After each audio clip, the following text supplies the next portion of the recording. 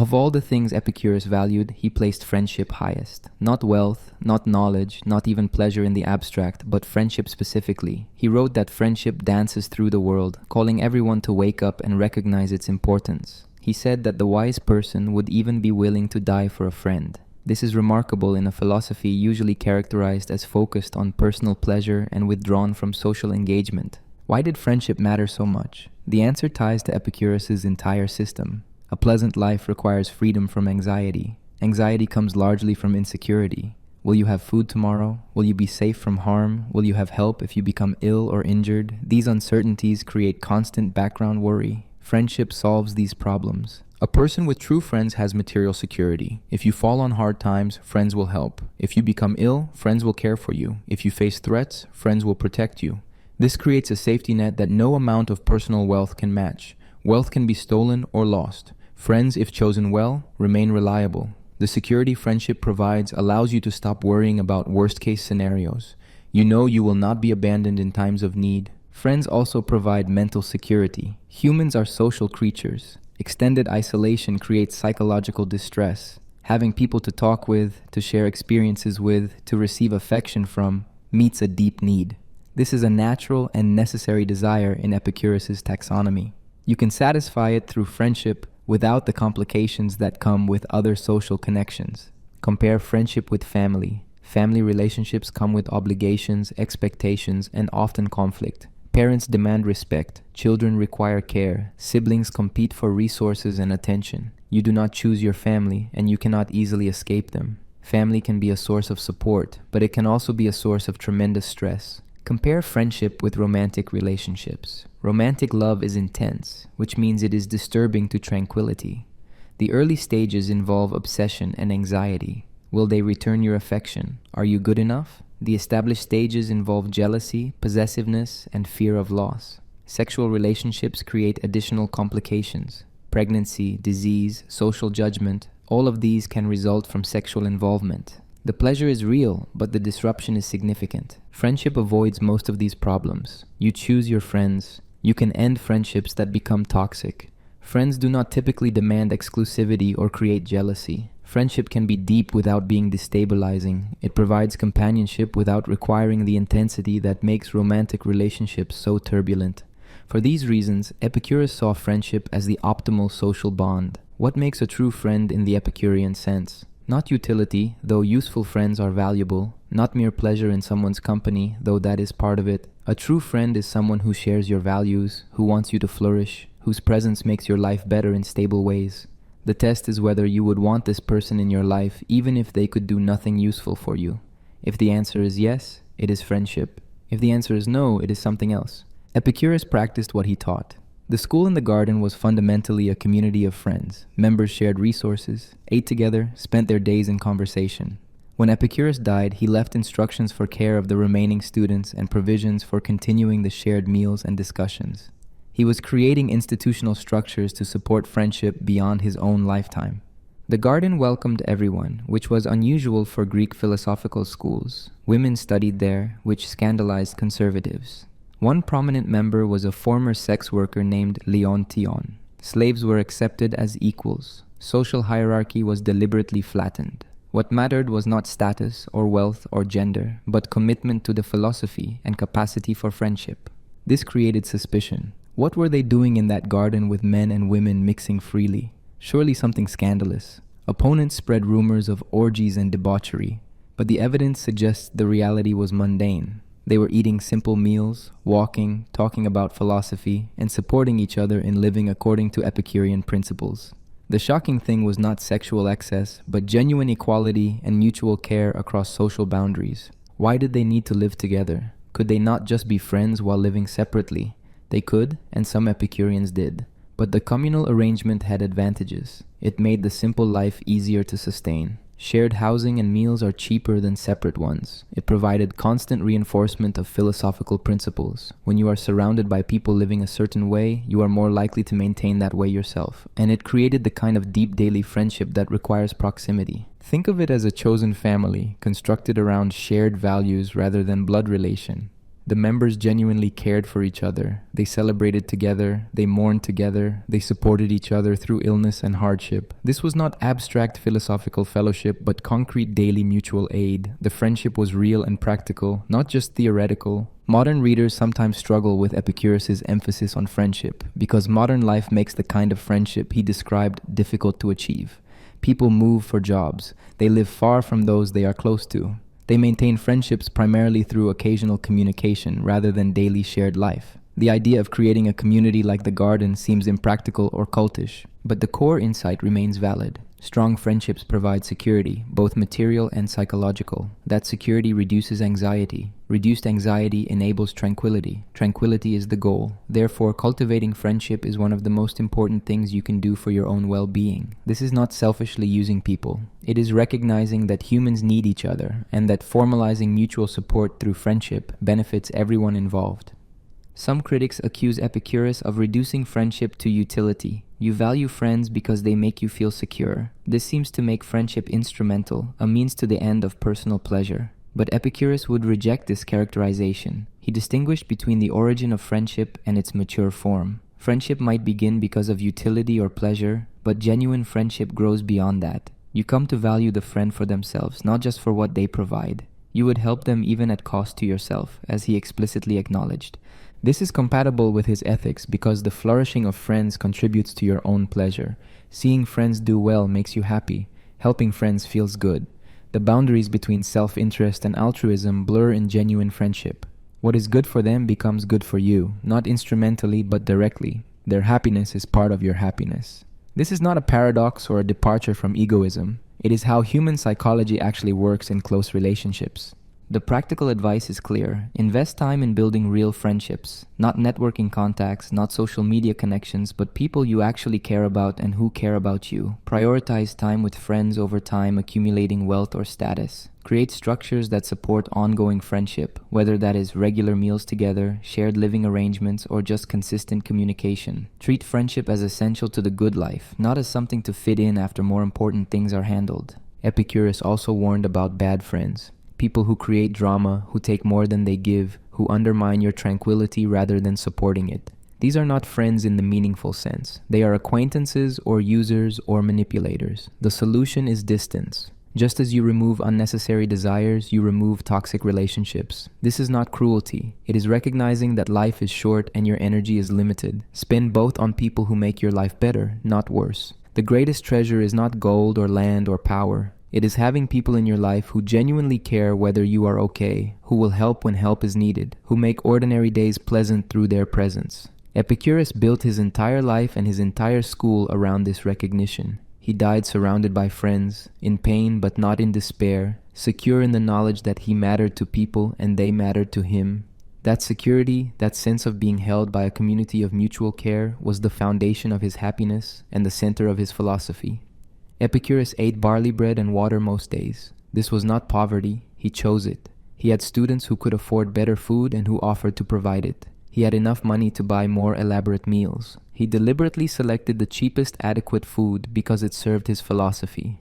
Understanding why requires understanding what he meant by self-sufficiency. Self-sufficiency, or autarkeia in Greek, means needing little from outside yourself. The less you need, the more secure you are. If you need expensive things, you are vulnerable to economic changes. If you need other people's approval, you are vulnerable to their judgment. If you need luxury to be happy, you are vulnerable whenever luxury is unavailable. But if you can be happy with what is easy to get, you are secure. Nothing can easily be taken from you because you do not need much to begin with. This is different from modern notions of independence, which often mean being wealthy enough to buy whatever you want. That is not self-sufficient. That is dependent on maintaining wealth. True self-sufficiency means your happiness does not depend on wealth at all. You need so little that almost any level of resources will suffice. This makes you free in a way wealth never can. Consider housing. A person who needs a large house in an expensive area is trapped. They must earn enough to afford that house. They must keep their job even if they hate it. They must live where the house is, even if they would rather be elsewhere. The house, which seems like a symbol of success, is actually a chain limiting their options. Now consider someone who can be content in a small room. They can live almost anywhere. They can work almost any job because their housing expenses are minimal. They can take risks, change careers, move to new places without worrying about maintaining a mortgage. Which person is more free, the one with the mansion or the one with the room? The same applies to food. A person who needs gourmet meals is trapped by that need. They must live near good restaurants or have the skills and ingredients to cook elaborately. They cannot easily travel to places without sophisticated food culture. A meal that would satisfy a normal person leaves them disappointed. They have trained themselves to need something specific and difficult to obtain. Someone who enjoys simple food is free. They can eat anywhere. The plainest meal satisfies them if they are hungry. They never face the problem of nothing meeting their standards. This is not lack of appreciation for good food. It is keeping the threshold for satisfaction low so that satisfaction is easy to achieve. Epicurus applied this logic to every area of life. Clothing. Simple garments are fine. They keep you warm and covered. Expensive clothing adds nothing essential. Entertainment. Conversation with friends costs nothing. Walks cost nothing. Thinking costs nothing. You do not need to pay for amusement. Exercise. Walking and simple movements are free. You do not need equipment or gym memberships. Education. Thinking and discussing with others provides all the mental development you need. The pattern is always the same. Identify the natural need. Find the cheapest way to satisfy it. Be content with that. This progressively reduces your vulnerability to external circumstances. You become resilient because so little can disturb your ability to meet your needs. This is not the same as asceticism. Ascetics deny themselves pleasure as a spiritual discipline. They see deprivation itself as valuable. Epicurus saw no value in deprivation. He was looking for the most pleasure with the least vulnerability. Simple pleasures provide that combination. They are genuine pleasures, not the absence of pleasure. Bread tastes good when you are hungry. Water is delicious when you are thirsty. These are real positive experiences, not mere absence of pain. But simple pleasures have an advantage over complex ones. They are reliable and sustainable. You can enjoy bread every day without it losing its appeal.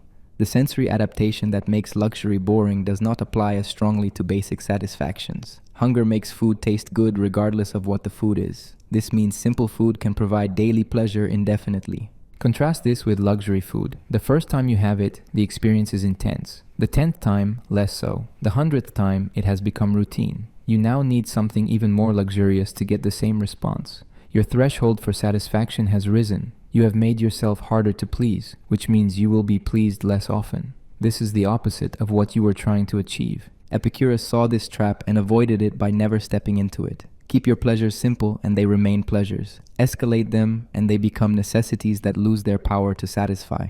This requires discipline, but it is discipline in service of greater pleasure overall, not discipline as an end in itself. The economic implications are significant. A person following Epicurean principles needs very little money. Their expenses are minimal. They can meet their needs through almost any form of modest labor. This means they do not need to sell their time to employers who exploit them. They do not need to pursue careers they hate because of the salary. They can choose work based on whether it is tolerable and allows time for what matters, not based on compensation. This creates a different relationship to the economy. Most people are trapped in it. They must participate, must compete, must constantly earn because their lifestyle demands it. The Epicurean has opted out to a large extent. They participate minimally, earning just enough to cover basic needs, spending their time on philosophy and friendship instead of career advancement. This is threatening to economic and political systems that depend on people pursuing wealth. If everyone lived simply, consumer economies would collapse, growth would stop. The entire structure of modern capitalism requires people to keep wanting more, buying more, working more to afford what they buy. Someone who steps off that treadmill is not just making a personal choice, they are withdrawing their participation from the system. Epicurus understood this. The garden was a deliberate creation of alternative community outside the economic and political mainstream. It was not attempting to overthrow the system. It was just ignoring the system, showing through example that you could live well without participating in the competition for wealth and status that defined Athenian public life. Critics then and now see this as escapism or irresponsibility. Society needs people to participate. If everyone withdrew to gardens and lived simply, who would produce goods, govern, defend the city, create culture? The Epicurean response is that most of what society produces is unnecessary. Most governance serves to protect property and privilege, not to help people flourish. Most of what passes for culture is status competition. The world would lose little if some people opted out. There is also a question of whether everyone could live this way. If some people withdraw to simple living, they can only do so because others continue growing food, maintaining infrastructure, providing the basic goods even a simple life requires. The Epicurean garden depended on a larger economy that produced bread and grew vegetables. It was parasitic in a sense, benefiting from a system its members rejected. Epicurus might respond that the garden was not claiming to be a complete society. It was a philosophical school demonstrating a way of life. Members could and did work to support themselves. They grew food in the garden, they contributed to their shared expenses. They were not purely parasitic, but yes, they depended on a larger society. The point was not to create a parallel civilization, but to show individuals how to live well within the civilization that existed. The practical takeaway is about reducing dependency. Every unnecessary need you have is a point of vulnerability. Every desire you can eliminate is a liberation. This does not mean living in poverty or denying yourself all comfort. It means being very careful about what you allow to become necessary for your happiness. Keep the list short. Keep the items on it cheap and reliable. Build your life so that it remains good even when circumstances change. This produces what Epicurus called autarkeia, self-sufficiency. You are not truly independent of everything. Humans are social and depend on each other. But you are independent of most things most people think they need. You do not need to impress anyone. You do not need to compete for position. You do not need wealth or power or fame. You need food, water, shelter, friendship, and freedom from pain and fear. Most of that is cheap. All of it is achievable. Once you have it, you have everything required for happiness, and nothing can easily take it from you. Philosophy creates a problem for itself. If you are going to tell people how to live, you need to be right about how the world works. But how do you know you are right? This is the question of epistemology, the study of knowledge. Most philosophical schools in ancient Greece had elaborate answers involving reason, logic, and abstract principles. Epicurus took a different approach. Trust your senses. That is it. That is the foundation of knowledge. This sounds naive. Everyone knows the senses can deceive. Sticks look bent in water, but are actually straight. The sun looks small, but is actually enormous. Distant objects appear closer together than they are. How can you trust senses that regularly provide false information? Epicurus had an answer, but it required rethinking what the senses actually do. The senses do not interpret, they do not judge, they do not make claims about reality, they simply register impacts. Your eye receives patterns of light, your ear receives vibrations in air, your tongue receives chemical contacts. These registrations are always accurate as registrations. The eye accurately reports the light pattern it receives. The ear accurately reports the vibration pattern it receives. At this level, the senses cannot be wrong. Error enters when the mind interprets these sensations. You see a stick partially submerged in water. Your eye reports a bent pattern of light. That report is accurate. The light reaching your eye from the stick is bent because water refracts light. Your mind interprets this as meaning the stick itself is bent. That interpretation is wrong. The error is not in the sensation but in the judgment based on the sensation. This means that to gain knowledge, you need to pay attention to what your senses actually tell you and be very careful about the interpretations you add. The senses provide data, reason processes that data. Knowledge comes from correct processing, not from abandoning sensory data in favor of pure reason. This puts Epicurus at odds with philosophers like Plato, who believed reason could access truths beyond what senses provide. Why did Epicurus insist on sensation as the foundation? Because he needed a reliable starting point that everyone could access. If knowledge requires special training in logic or mathematics or dialectic, then only a few people can achieve it. But everyone has senses. Everyone can observe the world. If you build knowledge on that foundation, philosophy becomes accessible to anyone willing to pay attention. This also connected to his ethics.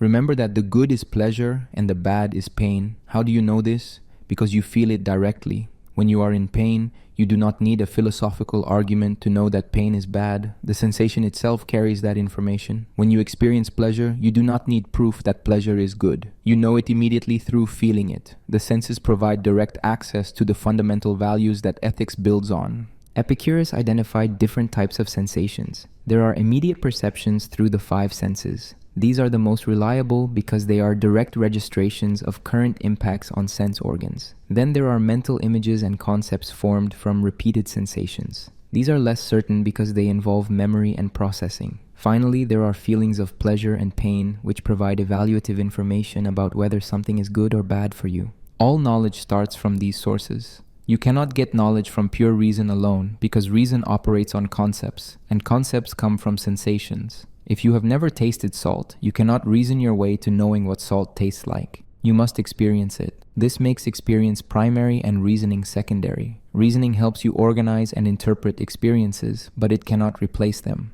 What about mathematics and logic? These seem like pure reason, independent of sensation. Epicurus would say they are abstractions from sensory experience. You see 2 apples and 2 more apples and notice you have 4 apples. You repeat this with different objects and form the abstract concept that 2 plus 2 equals 4.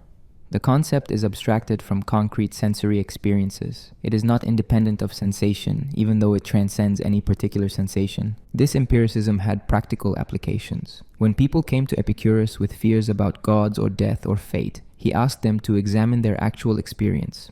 Have you ever experienced a god intervening in the world? No. Have you ever experienced being dead? No, because if you were dead, you would not be experiencing. Have you ever experienced being controlled by fate? Or have you experienced making choices? You experience making choices. Therefore, trust the experience over the abstract fear. The method was consistent. Bring claims back to observable reality. If someone says the gods punish wrongdoing, ask whether there is actual evidence of this. Do good people always prosper and bad people always suffer? Obviously not. So the claim is not supported by observation. If someone says you need wealth to be happy, observe whether wealthy people seem happier than those with enough. Often they do not. So the claim fails the empirical test. This does not mean Epicurus rejected all reasoning or all claims beyond immediate experience. He believed in atoms even though you cannot see them, but he believed in them because they explained observable phenomena. Things fall, collide, combine, separate. These observations require explanation. Atoms and void provide a simple explanation that accounts for what we observe. The atomic theory is an inference from sensation, not a replacement for it. The test for any theoretical claim is whether it fits with observations and whether it helps explain what you observe. If a claim contradicts clear observations, reject it. If it explains nothing, it is useless, even if not strictly false.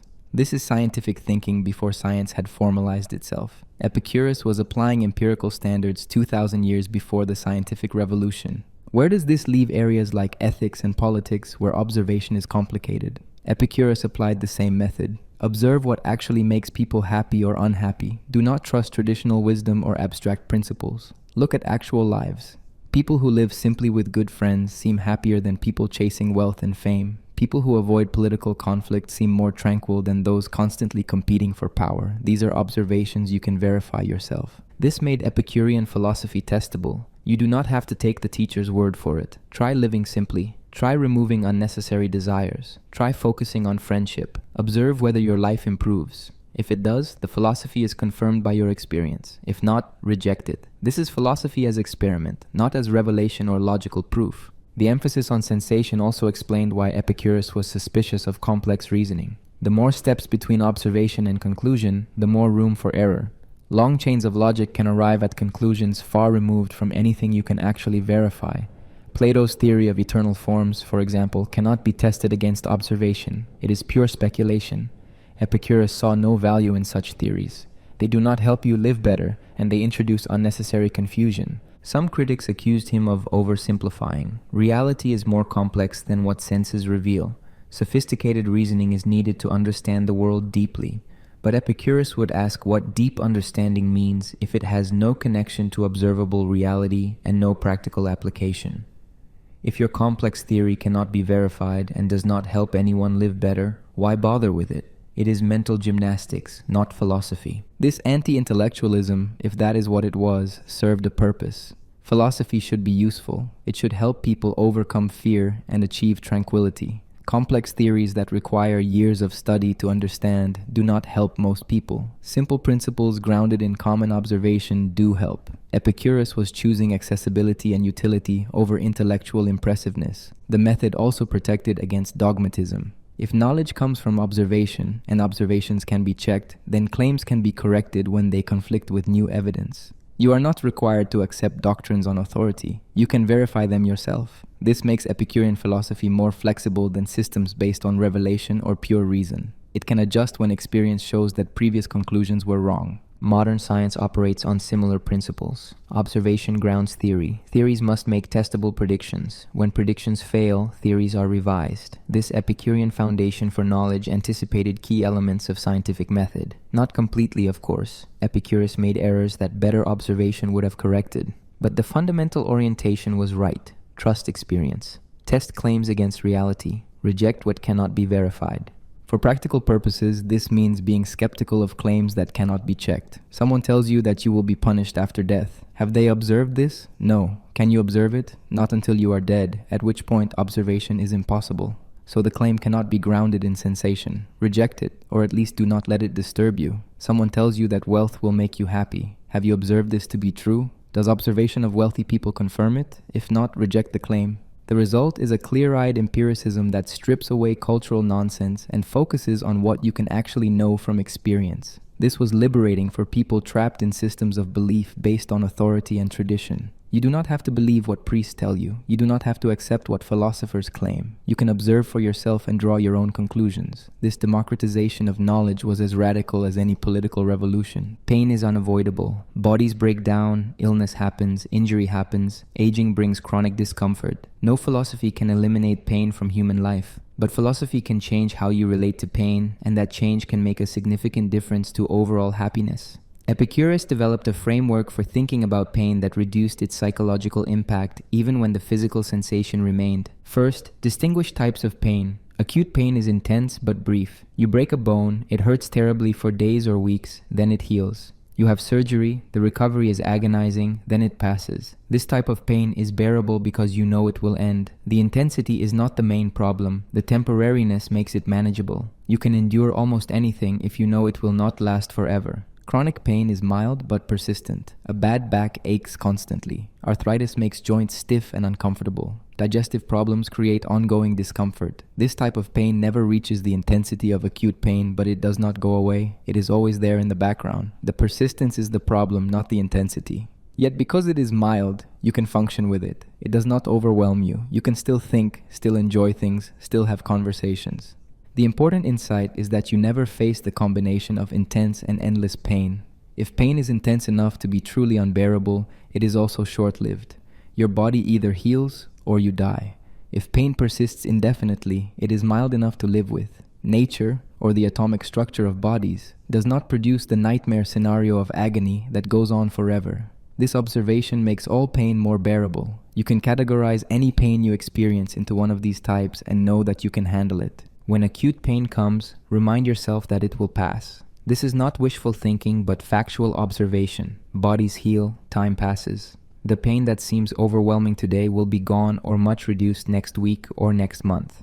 Keeping this perspective helps you avoid the psychological spiral where pain makes you panic, panic makes you tense, tension makes pain worse.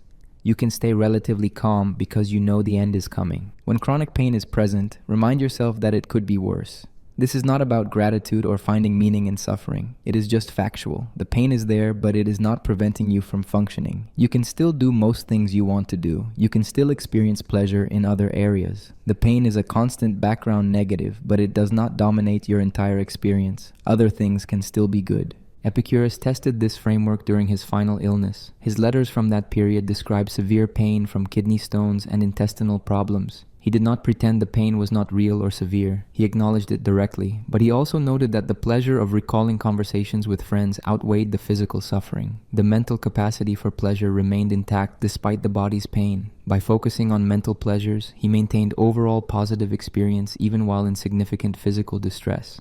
This suggests a strategy for handling unavoidable pain. Cultivate sources of pleasure that do not depend on the body being comfortable. Mental pleasures work well for this. Remembering good times with friends brings genuine pleasure.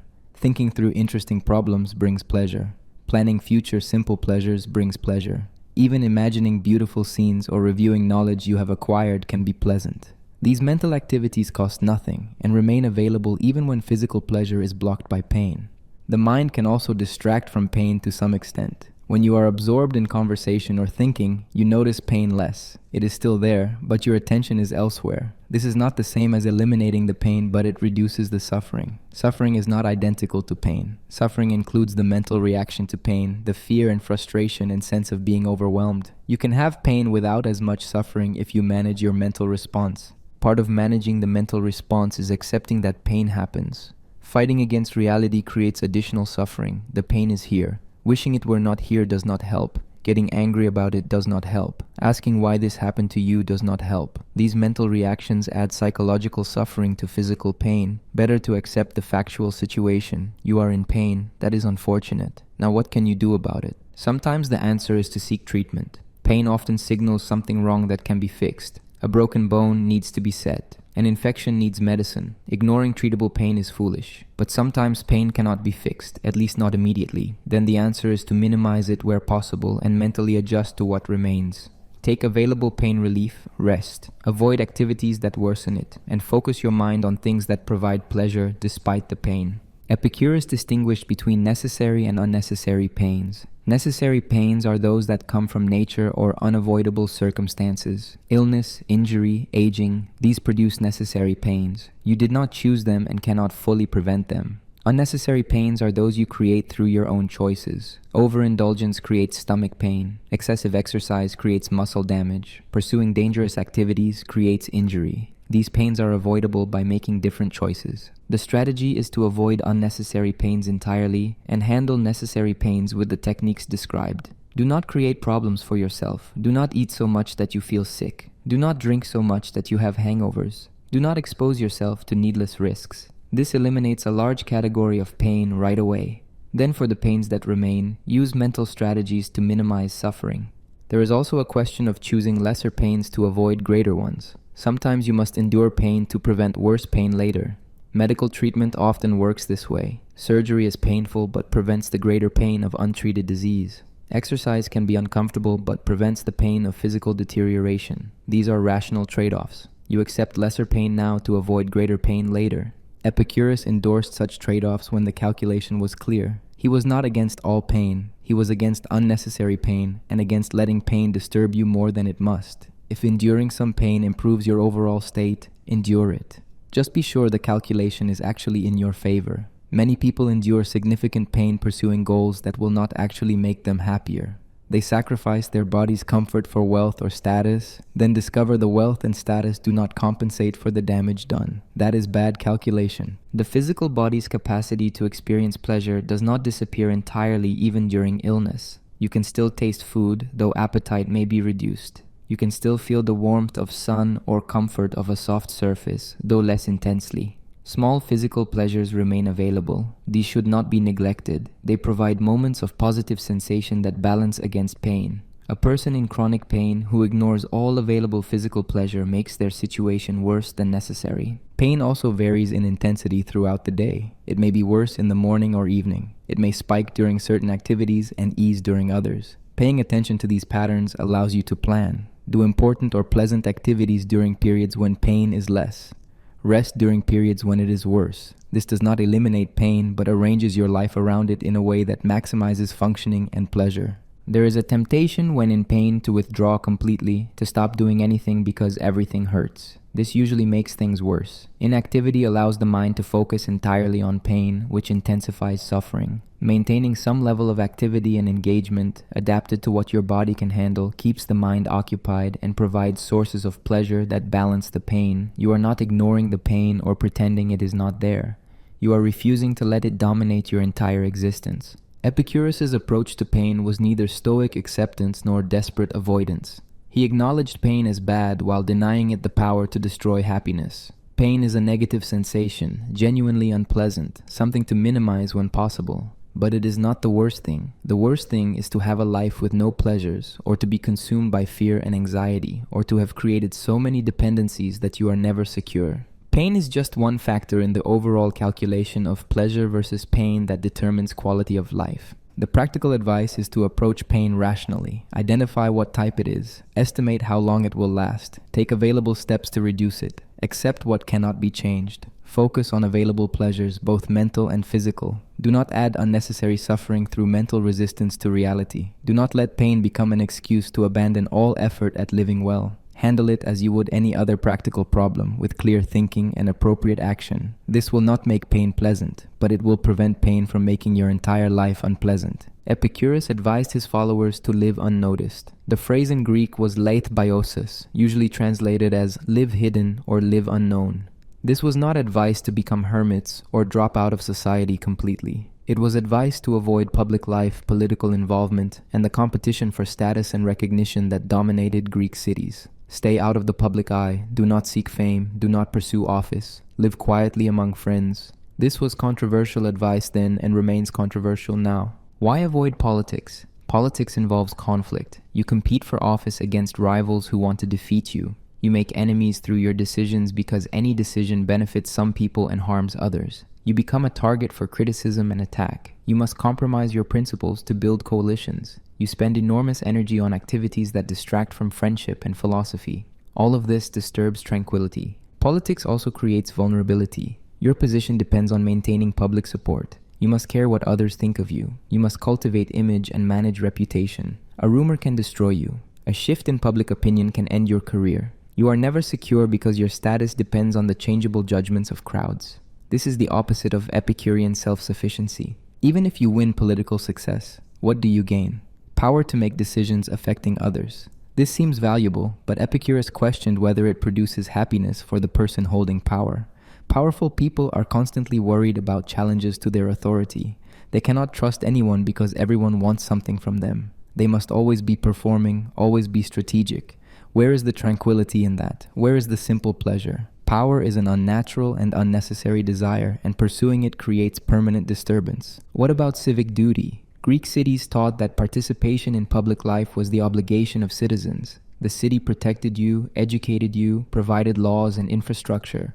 You owed it your participation in governance and military service.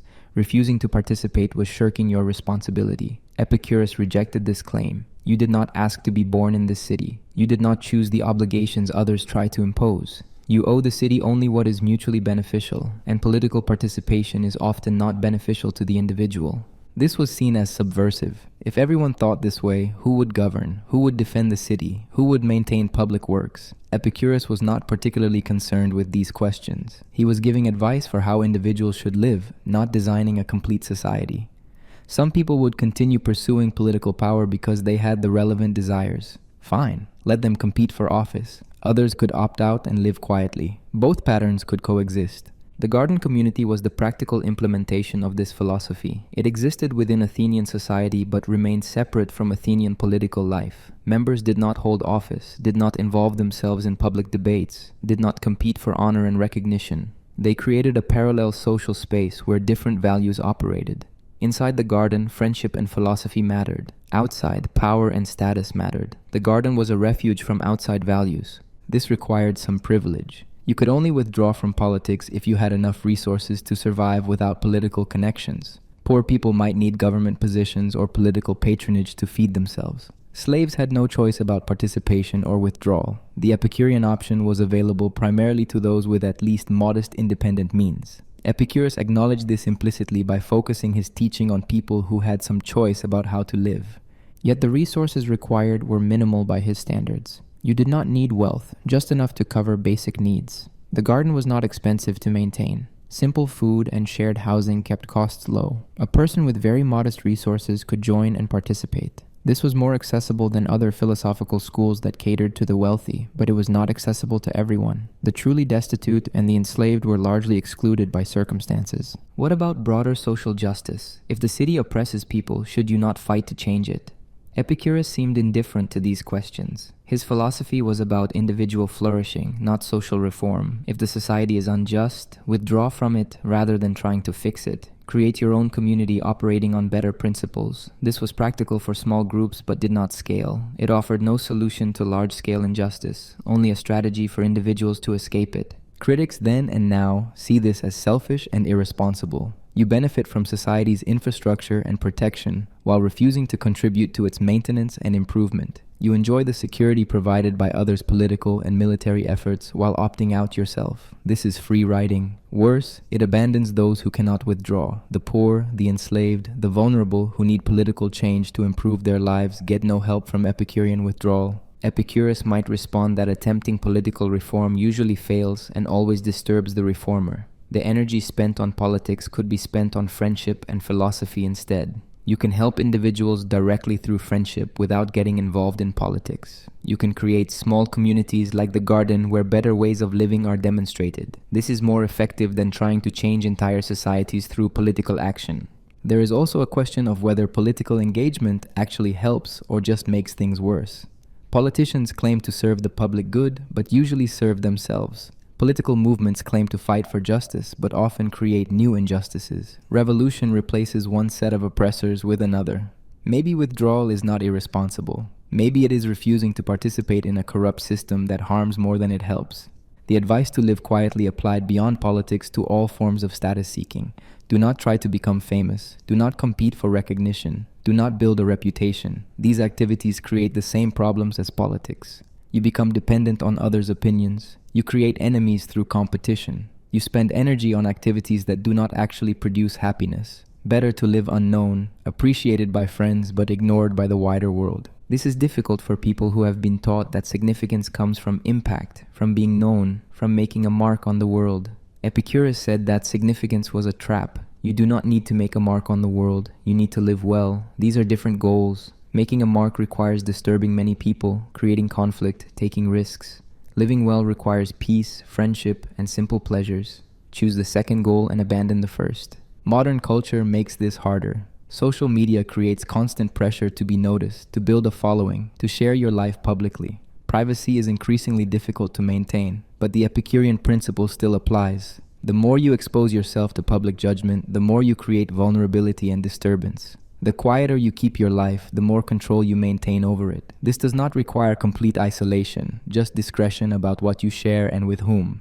The question of military service deserves attention. Greek cities expected citizens to fight when needed. Refusing could mean exile or death. Epicurus navigated this by not explicitly rejecting military service while making clear that warfare was not compatible with the philosophical life. You might be forced to fight by circumstances, but you should not volunteer for it, and you should avoid situations where fighting becomes likely. War is perhaps the ultimate disturbance to tranquility. It involves violence, death, fear, hardship, and separation from friends. Nothing about it contributes to a pleasant life. The glory and honor warriors seek are unnatural desires that do not satisfy. The person who fights for honor gains nothing of real value. The person who avoids war when possible protects their well-being. If draft or circumstance forces participation, you endure it as you would any other unavoidable pain, but you do not embrace it. The practical advice is to minimize entanglement with political and social systems that create obligations and vulnerabilities. Do not take jobs that require political involvement. Do not seek positions that make you visible. Do not enter into competitions for status and recognition. Keep your life small and private. Build your identity around your friendships and personal philosophy, not around public roles. Be a good friend, a thoughtful person, someone who lives well. Let that be enough. This creates tension with impulses toward altruism and service. Many people want to help others, to contribute to their communities, to fight injustice. Epicurus was not saying you should not care about others. He valued friendship, which requires caring deeply about specific people. But he distinguished between helping friends directly and trying to help humanity through political action. The first is effective and personally fulfilling. The second is usually ineffective and personally draining. If you want to reduce suffering, the most reliable method is to live well yourself and help your friends live well. Model a better way of being. Create spaces like the garden where that way of being can flourish. This does more good than political activism that usually fails and always disturbs those involved. It is a different theory of change, one based on example and direct relationship rather than power and policy. The advice to live quietly and avoid politics was Epicurus's way of protecting tranquility in a world full of disturbance. You cannot control what cities and empires do. You cannot prevent war, injustice, or political corruption. But you can control your own involvement in these systems. You can choose to step back, to live simply among friends, to focus on what is actually within your power.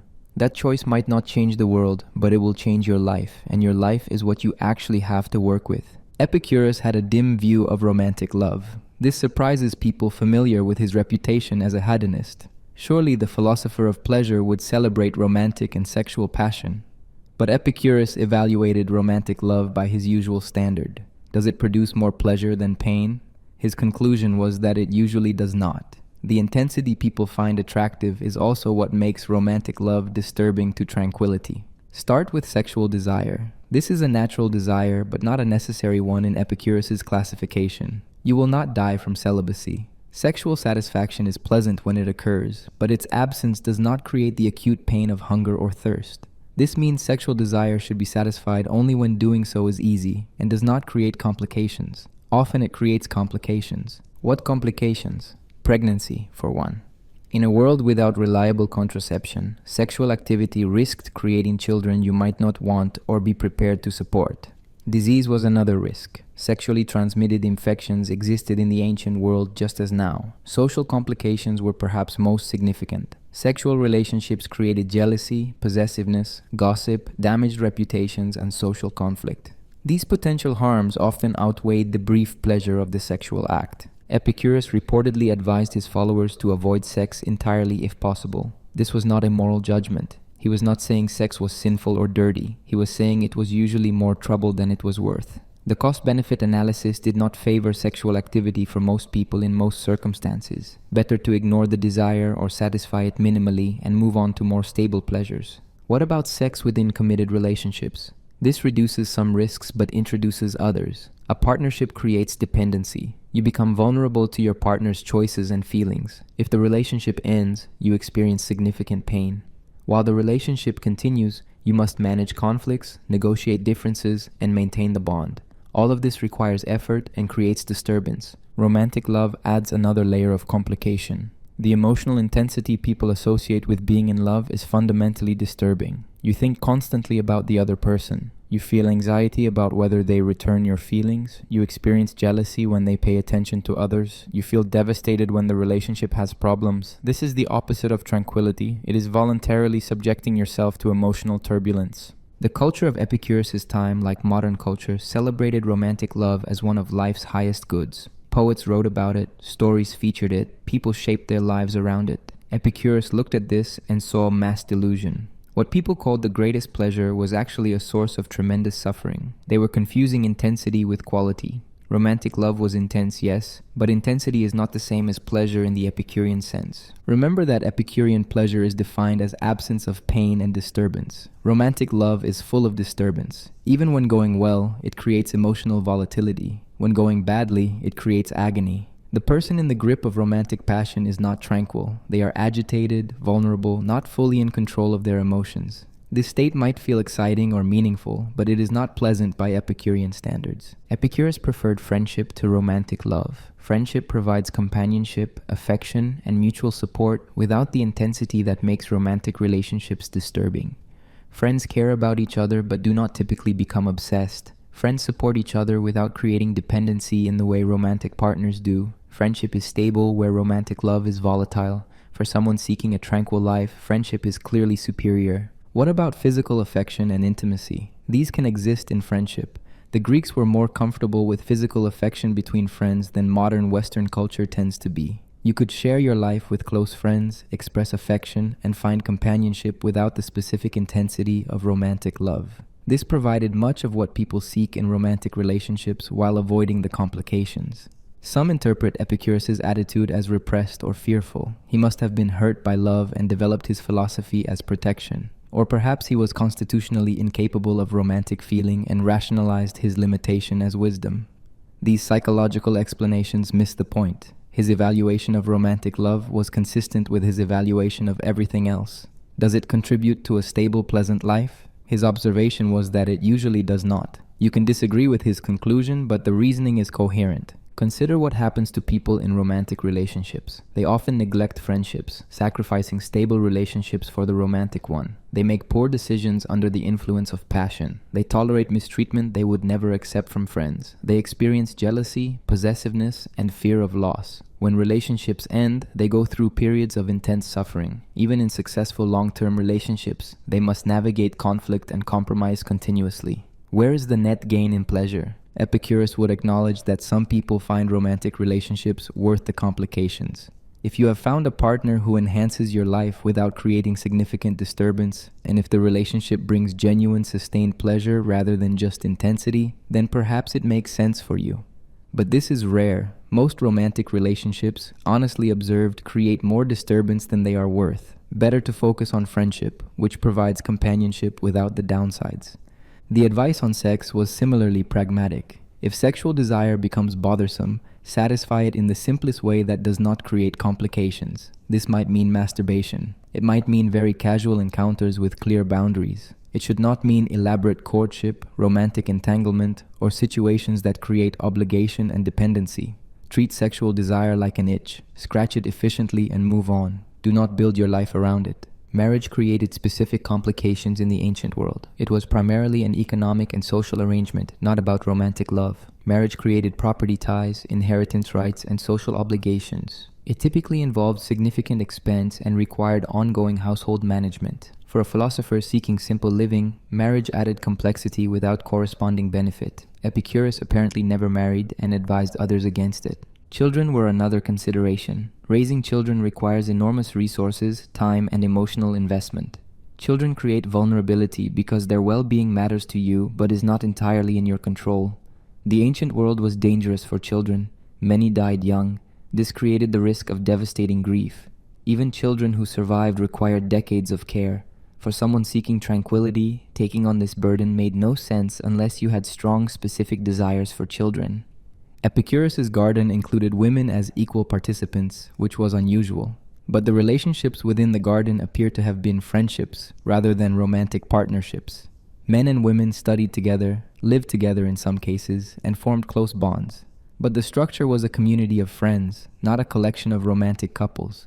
This demonstrated that men and women could interact meaningfully without romantic and sexual relationships dominating. Opponents used this against him. They claimed the mixed-sex community must be sexually promiscuous. What else would men and women do together? This revealed more about the critics' assumptions than about the garden's reality. The critics could not imagine non-sexual relationships between men and women. Epicurus was demonstrating that such relationships were possible and in fact superior to romantic entanglement. The modern reader might find this all rather cold. What about love? What about connection? What about intimacy?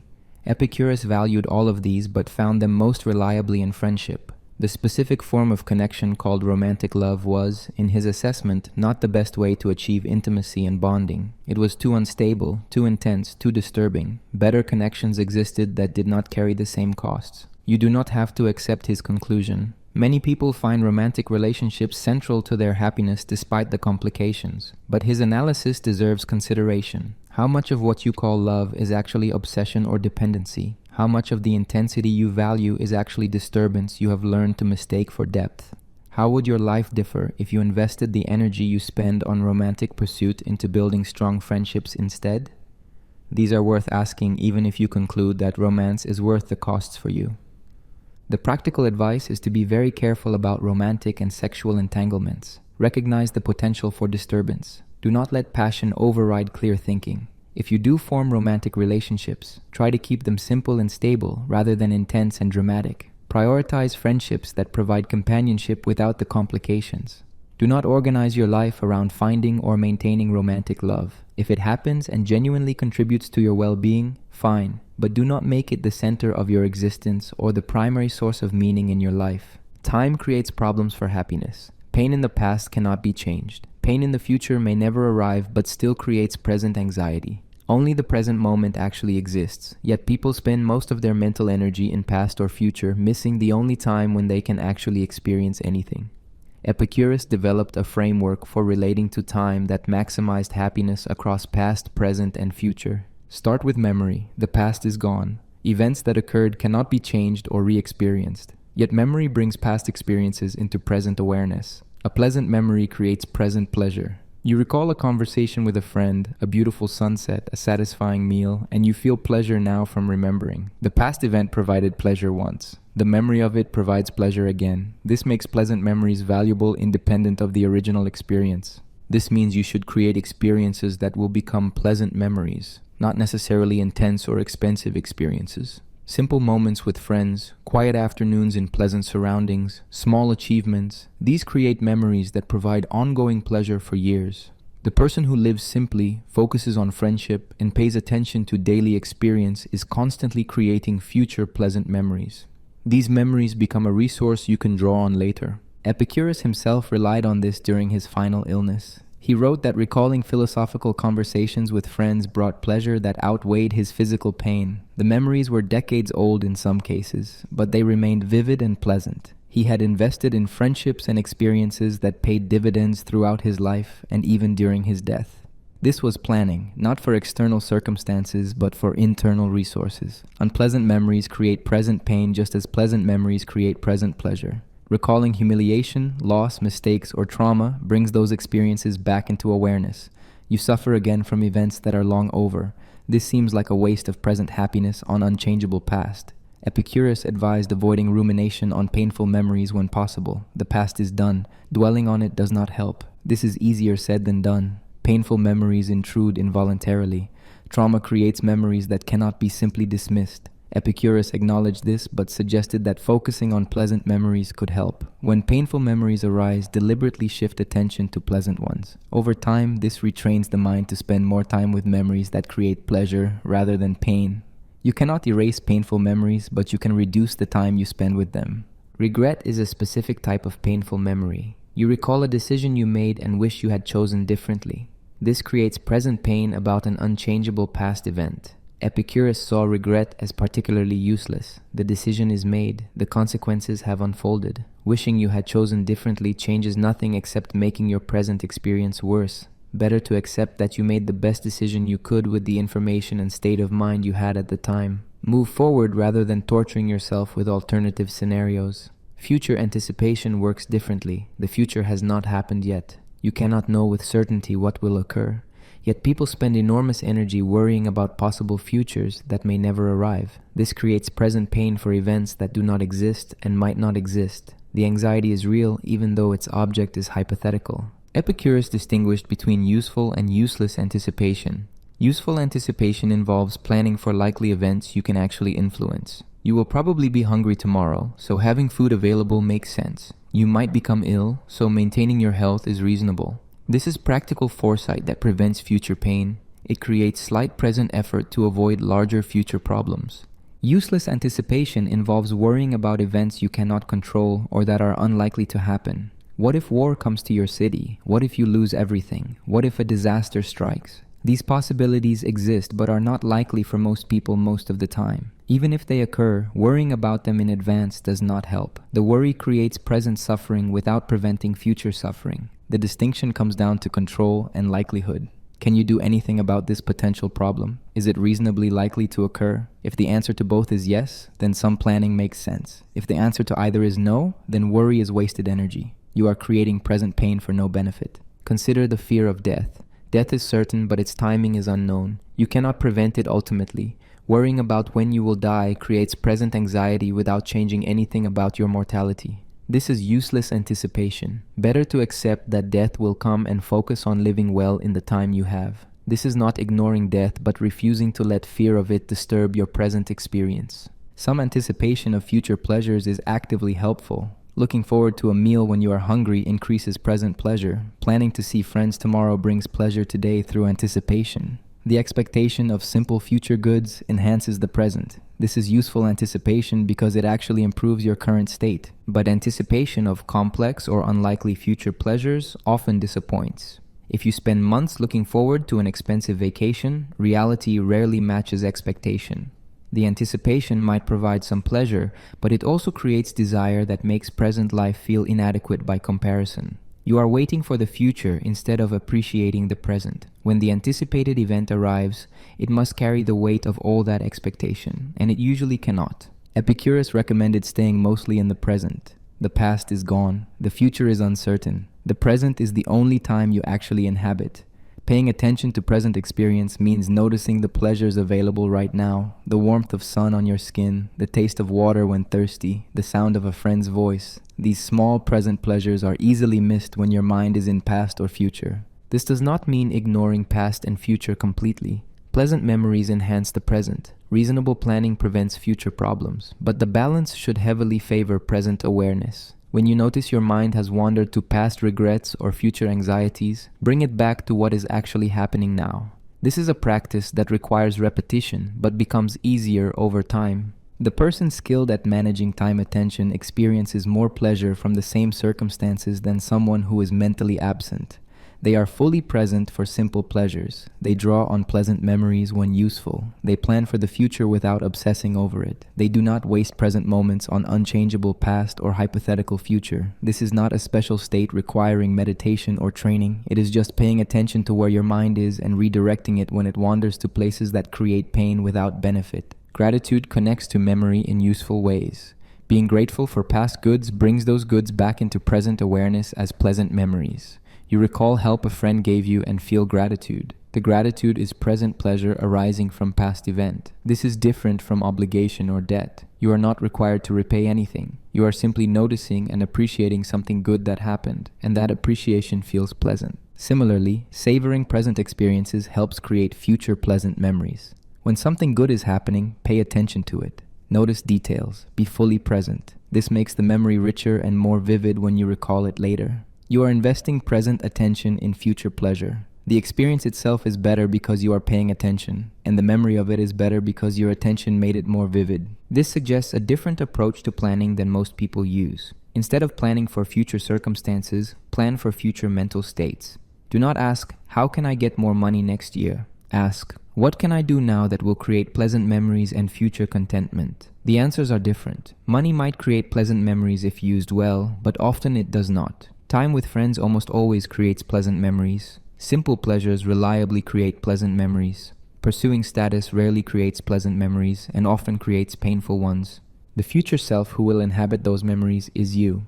That person will have whatever memories you are creating now. If you spend your time pursuing things that do not actually produce pleasant memories, your future self will be poor in resources for happiness. If you invest in friendship, simple pleasures, and experiences worth remembering, your future self will be rich even without much money. Death interrupts the future. At some point, there will be no more future for you.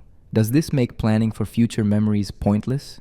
Epicurus would say no. You do not know when death will come. You might live many more years. Those years will be happier if you have pleasant memories to draw on. Even if death comes soon, the time remaining is better spent creating and enjoying pleasant memories than worrying about death. The unity of time appears when you realize that past, present, and future all exist in the present moment. The past exists as present memory. The future exists as present anticipation. The only time you ever actually experience is now. Managing how you relate to time is really about managing what occupies your present awareness. Do you fill it with painful memories and anxious anticipations, or with pleasant memories and present experiences? This is a choice you can make repeatedly throughout each day. Your mind wanders to something painful. Notice it. Bring it back to something present and pleasant, or to a pleasant memory, or to simple anticipation of the next meal or conversation. Over time, this reshapes your experience of life. You spend more time in pleasant mental states and less time in painful ones. The circumstances might not change, but your experience of those circumstances improves significantly. For nearly 2,000 years, Epicurus was portrayed as the enemy of everything good. Christianity declared war on his philosophy, and won so completely that his actual writings almost disappeared. Only fragments survived, and for centuries those fragments were known primarily through the hostile summaries of Christian writers. Understanding why Epicurus was considered so dangerous reveals what was actually revolutionary about his philosophy. The immediate practical threat was to religious authority. Epicurus said that gods exist but do not intervene in the world. They do not answer prayers, do not punish wrongdoing, do not reward virtue. Religious rituals are useless for gaining divine favor. This undermined the entire structure of ancient religion. If the gods do not care what you do, why sacrifice to them? Why maintain temples? Why support priests? The priests obviously saw this as a threat to their position and livelihood, but the threat went deeper. Ancient cities were organized around religious observance. Collective rituals bound communities together. Believing the gods cared about the city's welfare gave meaning to civic life. Epicurus was saying none of this mattered. The gods were not watching. Your city meant nothing to cosmic forces. This was political subversion disguised as theology. Christianity faced an even more fundamental threat from Epicureanism. Christian doctrine centered on resurrection, judgment, eternal reward, and punishment. Epicurus said death is the end of experience. There is no afterlife, there is no judgment. This contradicted Christianity's core claims. Worse, Epicurean ethics made Christian ethics look unnecessary. You do not need the threat of hell or promise of heaven to live well. You just need clear thinking about pleasure and pain. The Christian response was to deliberately misrepresent Epicureanism. They equated pleasure with vice, making Epicurus the philosopher of gluttony and sexual excess despite all evidence to the contrary. They claimed Epicureans denied morality when Epicurus had a clear ethical system based on consequences. They said Epicureanism led to social collapse when the garden had functioned as a stable community for generations. These misrepresentations became the standard view and remained dominant through the Middle Ages. The attack was effective because it was simple. Epicurus says pleasure is good, pleasure is bad, therefore Epicurus is bad. Most people never looked deeper than this syllogism. They did not ask what Epicurus meant by pleasure or whether the equation of pleasure with vice was accurate. The caricature was easy to remember and confirmed existing prejudices against philosophical materialism. It stuck. There was also a political dimension to the Christian opposition. The Roman Empire adopted Christianity as its official religion. The empire needed citizens who feared divine punishment and sought divine reward. This made them controllable. They would obey laws, pay taxes, and fight wars because they believed cosmic consequences depended on their behavior. Epicureanism offered liberation from these fears and therefore from this control. A population of Epicureans would be ungovernable in important ways. They would not fight wars for glory because glory is an unnatural desire. They would not sacrifice themselves for the state because there is no afterlife to reward such sacrifice. They would not respect religious and political authority that rested on claims about divine will. They would pursue simple living and friendship rather than economic productivity and imperial expansion. This was intolerable to an empire. Medieval Christianity suppressed Epicureanism almost completely. Monks copied manuscripts they considered valuable. Epicurean texts were not copied. Without copying, ancient manuscripts crumbled to dust. By the year 1000, virtually all Epicurean writings had vanished. A few fragments survived in quotations by other philosophers. Diogenes Laertius preserved 3 of Epicurus's letters in a biographical work, but the vast library of 300 scrolls was gone. The recovery began in the Renaissance. A papal secretary named Poggio Bracciolini found a manuscript of Lucretius's poem On the Nature of Things in a German monastery in 1417. This was a complete exposition of Epicurean physics and ethics in Latin verse. Its rediscovery introduced Epicurean ideas to European thinkers who had known them only through hostile summaries. The impact was immediate and profound. Lucretius described a world of atoms and void without divine providence, where humans were free to pursue happiness without fear of gods or afterlife. This resonated with humanist scholars who were questioning church authority and seeking alternatives to Christian worldviews. The Epicurean vision of natural law, empirical investigation, and human autonomy became ammunition for Enlightenment thinkers challenging religious and political orthodoxy. Thomas Jefferson owned multiple copies of Lucretius. He called himself an Epicurean. The ideas of natural rights, pursuit of happiness, and government by consent rather than divine right all have Epicurean elements. The American founders were not full Epicureans, but they drew on Epicurean concepts when constructing their political philosophy. The declaration that all people have a right to pursue happiness is deeply Epicurean. Scientific materialism owes a debt to Epicureanism. The atomic theory, though primitive in its ancient form, pointed toward the correct understanding that matter is made of particles. The empiricism that grounds knowledge in observation, rather than revelation or pure reason, became central to scientific method. The rejection of supernatural explanation for natural phenomena cleared space for genuine investigation of causes. Epicurus's physics was wrong in specifics but right in orientation. Why was this so dangerous? Because it threatened every power structure built on controlling what people believe about reality. If you believe the world is controlled by gods who judge your actions, you must consult those who claim to know divine will. If you believe in an afterlife where eternal fate is determined, you must follow the path authorities claim leads to salvation. If you believe cosmic purpose requires your sacrifice, you will accept suffering for abstract goods. Epicurus cut through all of this. The world operates by natural law accessible to observation. There is no judgment after death. Cosmic purpose does not exist. You are free to pursue a pleasant life defined by your actual experience, not by what authorities claim you should value. This is liberation, and liberation is always dangerous to those who benefit from control. The mischaracterization of Epicurus as advocating mindless hedonism served to discredit this liberation. If pleasure-seeking means debauchery, then Epicurean freedom looks like license and social chaos. The actual Epicurean message, that happiness comes from simple living, friendship, and freedom from unnecessary fear, is much harder to attack. So it was buried under caricature and remained buried until relatively recently. Even now, many people associate Epicurus with gourmet dining and expensive tastes. The word Epicurean in modern English means someone who enjoys fine food and luxury. This is precisely backwards from what Epicurus taught, but the misunderstanding persists. It serves the same function it did for Christian critics. It makes Epicurean philosophy seem like justification for self-indulgence rather than a serious alternative to conventional values. The danger of Epicurus was always this. He offered a comprehensive worldview that made conventional religion and politics look unnecessary. He showed that you could understand the world, live ethically, and achieve happiness without gods, kings, or any authority beyond observation and reason. This is threatening to anyone whose power depends on people believing they need guidance from above. The threat remains relevant wherever authority rests on claims about the supernatural or the cosmic importance of political systems. 2,000 years separate us from the garden in Athens. The world has changed in ways Epicurus could not have imagined. Modern technology, global economies, democratic politics, scientific understanding of nature, all of this is new. Yet the core insights of Epicurean philosophy remain applicable. The question is how to translate ancient principles into contemporary practice without distorting them to fit what we wish they said. Start with desire classification. Epicurus divided desires into natural and necessary, natural but unnecessary, and unnatural and unnecessary.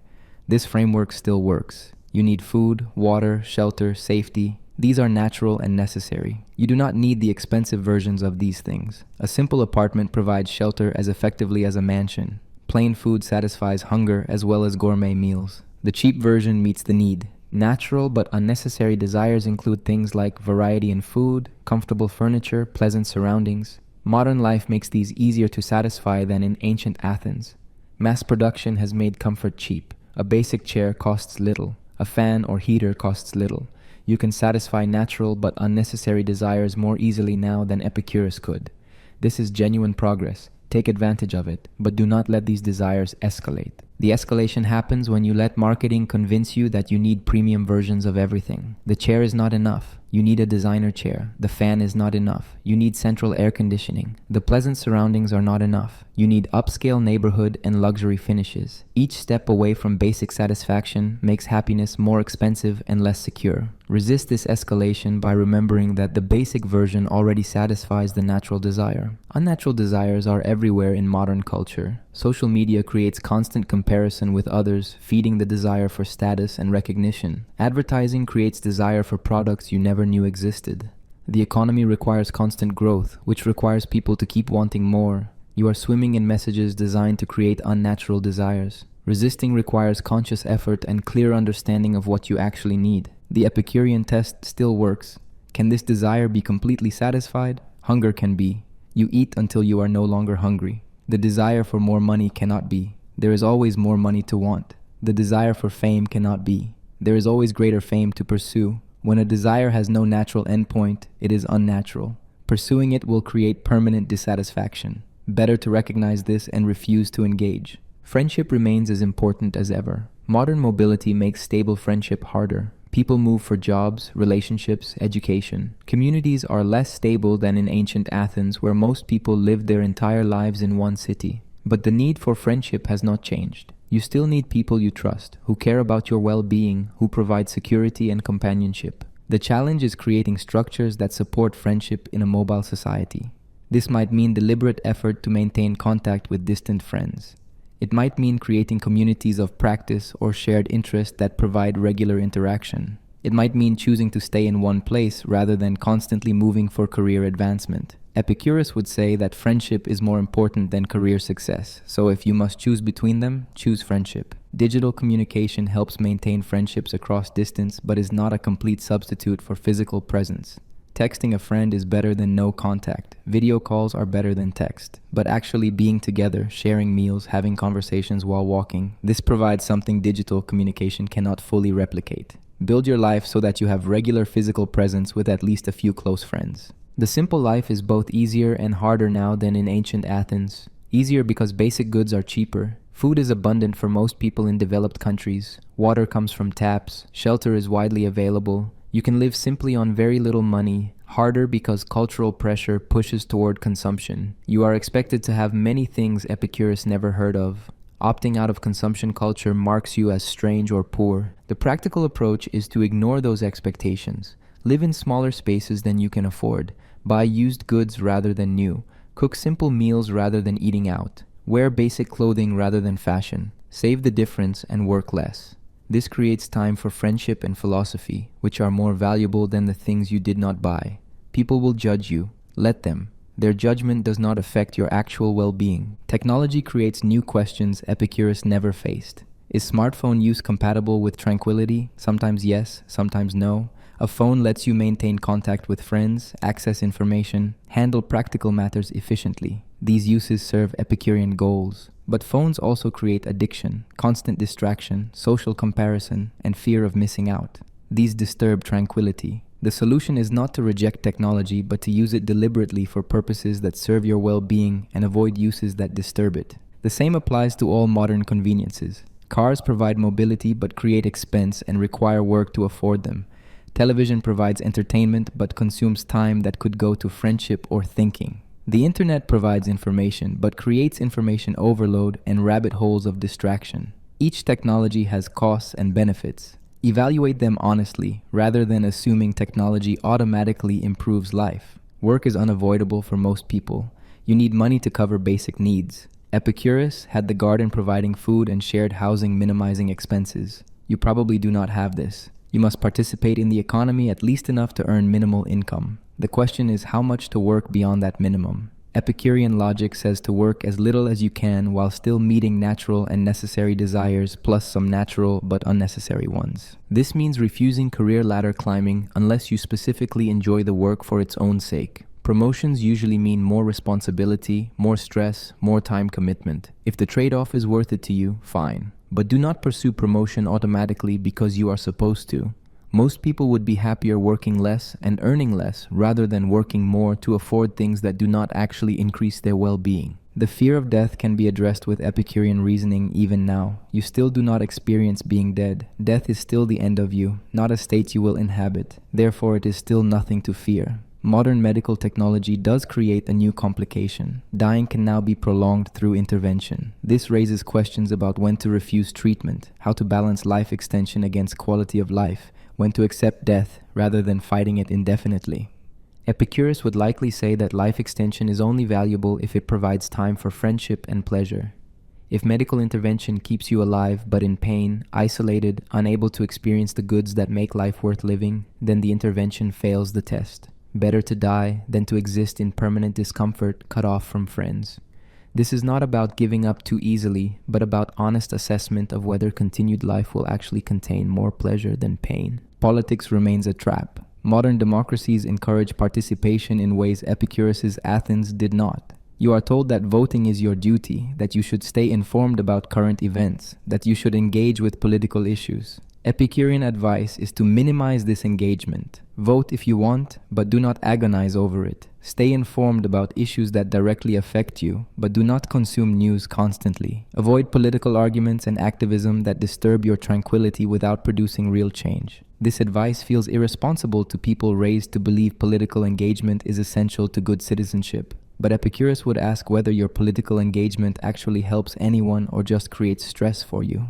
For most people, the answer is that it creates stress without significant impact. You do not control political outcomes. You can control how much mental energy you invest in political worry. Reducing that investment improves your life without harming anyone else. The question of children deserves consideration. Modern contraception makes avoiding children easier than in ancient Athens. You can choose whether to have children with more control than previous generations had. Epicurean analysis suggests that children are a mixed proposition. They bring joy, but also enormous worry, expense, and loss of freedom. Whether the trade-off is worth it depends on how strong your desire for children is. If you do have children, Epicurean principles suggest raising them simply, teaching them to distinguish between necessary and unnecessary desires, and prioritizing their happiness over their achievement. Do not pressure them to pursue status and wealth. Help them develop friendships and find work they can tolerate. Model simple living and contentment. This is different from intensive parenting culture that treats children as projects requiring constant optimization. The environmental crisis creates new applications for Epicurean simplicity. Simple living with minimal consumption is exactly what environmental sustainability requires. Pursuing fewer unnatural desires reduces resource use. Living in smaller spaces reduces energy consumption. This is not sacrifice. It is recognizing that most consumption does not increase happiness anyway. Environmental benefit is a side effect of living according to Epicurean principles, not the primary motivation. Community remains difficult to create, but is still worth the effort. You probably cannot create a garden like Epicurus had, but you can find or create smaller communities of shared purpose, regular dinners with friends, book clubs or discussion groups, shared housing with compatible people, cooperative arrangements where members support each other. These modern versions of the garden provide some of what Epicurus offered, even if imperfectly. The greatest challenge is resisting cultural pressure. Modern society is organized around values opposite to Epicureanism: consumption rather than simplicity, competition rather than cooperation, status seeking rather than quiet contentment, busyness rather than leisure, intensity rather than tranquility. Living according to Epicurean principles means swimming against a strong current. You will be judged as lazy, unambitious, weird, or dropping out. The question is whether you care about those judgments. Epicurus would say you should not. The people judging you are pursuing unnatural desires that will never satisfy them. They are trading their limited time and energy for things that do not actually produce happiness. You are making different choices based on clearer thinking about what actually matters. Their disapproval is just noise. Ignore it and focus on living well by your own standards. The final word belongs to Epicurus himself, from a fragment that survived 2,000 years. Do not spoil what you have by desiring what you have not. Remember that what you now have was once among the things you only hoped for. This is the essence of his philosophy. Pay attention to what is actually present in your life. Simple pleasures, friendship, freedom from pain and fear, these are available now. Pursue them. Stop chasing things that will not satisfy. Live well in the time you have. It is simpler than it seems, and the rewards are immediate.